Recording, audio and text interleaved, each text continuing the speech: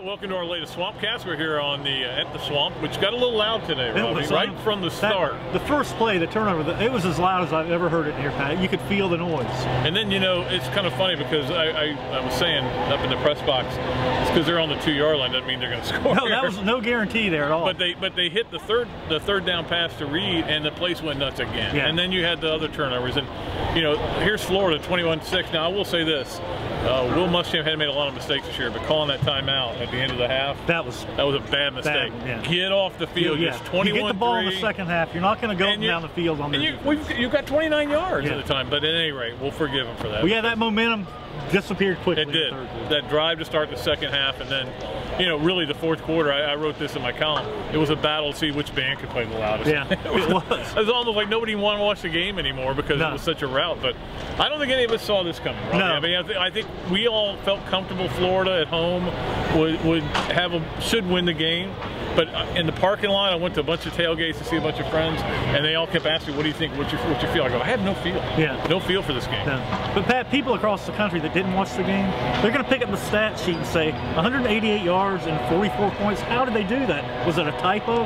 But they did it with special teams, turnovers, and the two best kickers in America, I think. Yeah, absolutely. And you know, they had one little glitch on special teams with the block extra point that was returned. And man, I tell you, that big dude, 70 for South Carolina, he is enormous. Yeah. And I'll tell you, the best player on the field was still Jadeveon Clowney. Oh, you cannot block him. He could have destroyed Florida's chances during the first half. He tried to. He did. Yeah. He was close, very close. Great player, and it's kind of funny. 2 weeks ago when they beat LSU, the linebacker, now who I've gone blank, Minner, was the best player on the field. Yeah. Had 20 tackles, a couple sacks, but Florida overcame it just like it did again here. Yeah. It's like you said, Robbie, it defies logic as to what they're doing. Yeah, and then I mean, you look, Pat, special teams have been so good, and they're good in other areas like in the red zone tonight. You forget how great the defense played. Right. I mean, they just took complete control of the game. 170, I think, for South Carolina. But I mean, the first half, when the offense was doing nothing, the defense was shutting them down. Second half, they completely dominated the game.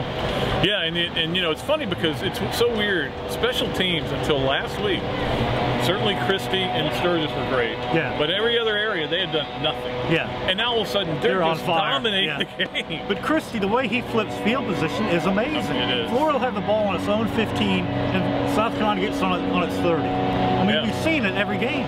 I was just talking to Kyle in there, and he was talking about how he's still not getting recognized on campus. But to be honest with you, if somebody hadn't told me who I I wouldn't have known him either, but people are going to know who he is soon enough. Yeah, and absolutely spectacular. He's got to be a Ray Guy finalist. Yeah, I mean, he's such a great weapon. It's unbelievable. Florida 1 game away from playing in Atlanta.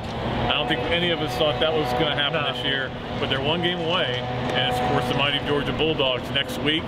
Georgia is thrilled that Florida They got what they wanted. They wanted Florida to win, and they got it. And don't think Will won't use that next week. Hey, Georgia wanted you to win because they want a piece of you, and use that against them. So who knows what will happen up there? I mean, this team is baffling me. Yeah, it really is. In the way they're winning games, but that they keep winning. They all deserve tons of credit.